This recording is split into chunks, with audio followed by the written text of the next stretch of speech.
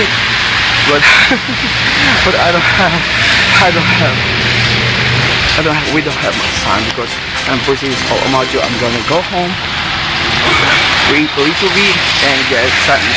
Siyempre, marami tayong situation, marami tayong ginagawa. We always busy ang mga pang situation. Ang ating kasipagan, ang ating kayaman, that's especially that's the most important.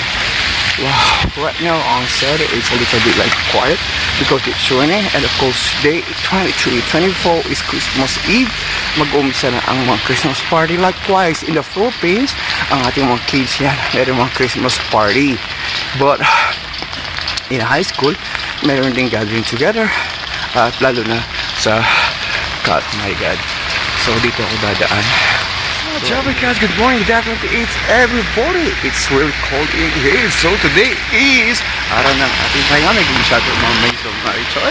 You can follow, and of course you can visit our Facebook page, and she will to follow back. Magandang gabi po sa inyo lahat. And of course today is very special day. I give a little bit more too because I'm gonna go on that way kasi it's really cold. So it's Christmas. So makipagkwento, makipag-usap ako po tungkol sa Christmas. It's such a lovely day, even although like a little bit like rainy, it's still more rainy. I think later on, pag umulan, is later on is mag-is. So kumusta na po kayong lahat? We always inspired, never expired. Right now is -7, raining, cold, freezing, and of course out of na Tuesday, and I would just get up from the gym. Yes, I don't feel better, but it's okay. We always inspired, never expired. Usapang Pasko.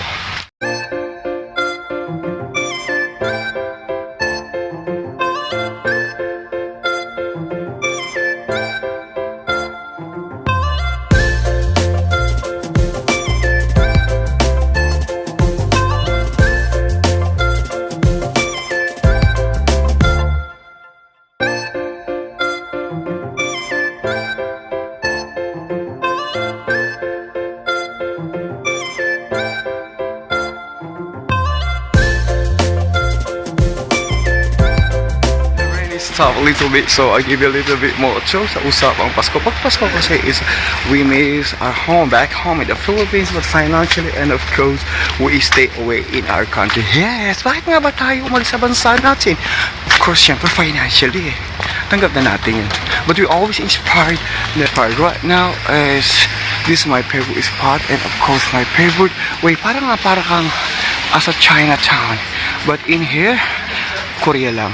Para kang asa Paris. Siyempre, Paris, right? It's para siyang what you call that you are in the Chinatown. I heard some nihama sa ating mga pangyo that day in here. Wow. Siyempre, we always inspired, never expired. What's that? Lumabas yung parang shadow sa ating camera. But in here, my favorite underpass. It's really freezing and cold outside. Siyempre, mga travel guys, sa ating paglalakbay, sa ating pag-upload. You know what? This one is I think this one is almost like 1970s photos, and we can show you around. I think this one is kasi edad ko half grade years. Siyempre, we always inspired or expired. This is my favorite underpass in here, but it's really clean, but it's cold. Yes, gagawa tayong vlog for today. This was every time I make a vlog or a video, this was so brilliant and it was so fancy.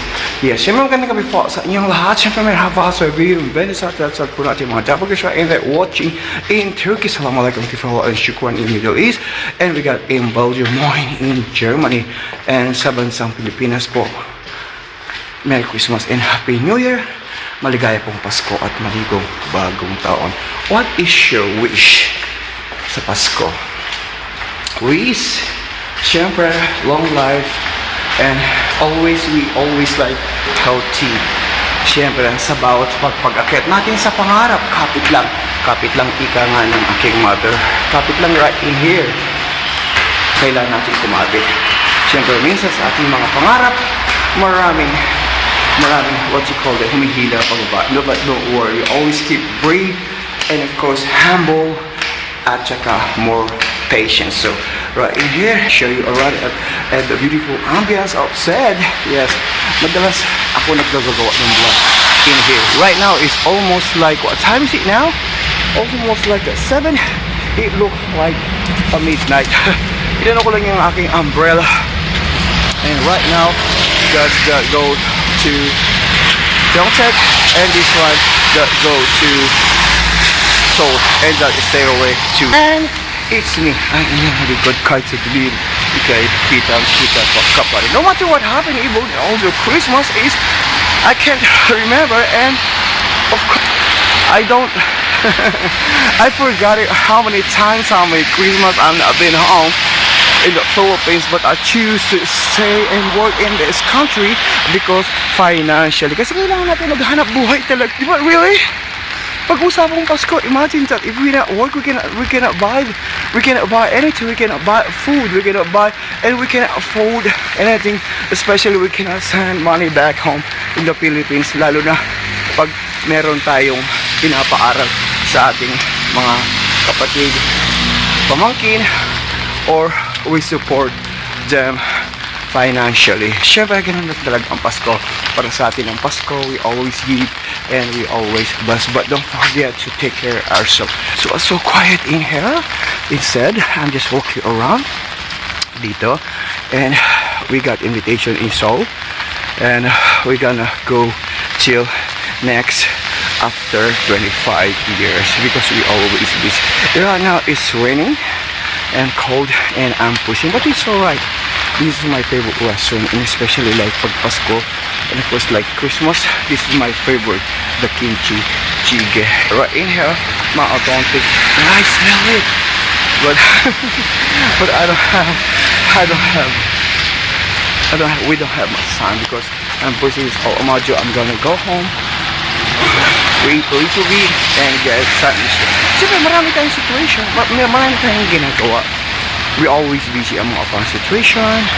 Ang ating kasipagan, ang ating kayaman, that's especially that's the most important. Wow, right now on Saturday it's a little bit like quiet because it's raining, and of course day 23, 24 is Christmas Eve. Mag-umpisa na ang mga Christmas party. Likewise in the Philippines, ang ating mga kids yan, meron mga Christmas party. But in high school, meron din gathering together, at lalo na sa God, my God. So dito ako dadaan right here right now. The ambience and view of in here inside some kind of entertainment district, but I don't wanna go that way. Dito ako dadaan dahil at makikipag-usap sa inyo. It was so freezing. Giniginaw talaga ako mga kaibigan siya sa usapang Pasko. Sa inyo po lahat, maligayang Pasko at maligupong taon, bagong taon. Ito our breadwinning award, we always inspired, never expired. Magandang gabi po sa inyo lahat. This is your Lawrence and of course your Queen Angela Vitar to share my story.